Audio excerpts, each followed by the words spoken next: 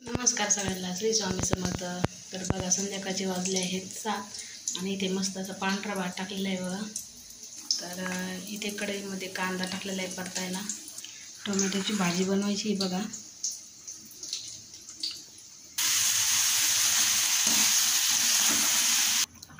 इथे मी शेंगदाणे भाजून घेते बघा.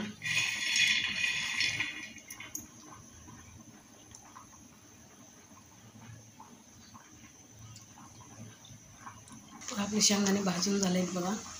तर आता मी मिक्सरला फिरून घेते. यामध्ये टाकले आहे 2-4 हिरव्या मिरच्या, शेंगदाणे टाकले आहेत बघा. यामध्ये टाकू थोडंसं मीठ. भात पण झाला आहे आपला बघा. कुटनाचे तांदूळ होते बघा, गावाकडून आणले होते, पण आता संपले आहेत.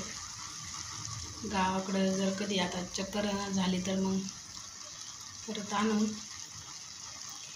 पण आता कधी जाणं होते गावाकडं काय माहिती. इथे आपली टोमॅटोची भाजी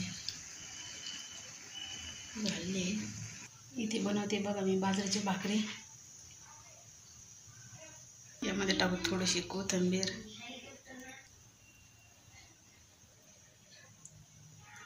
तर बघा, माझा स्वयंपाक झालेला आहे. भाजी पण आपली शिजलेली आहे बघा आता. तर आता गॅस मी बंद करते.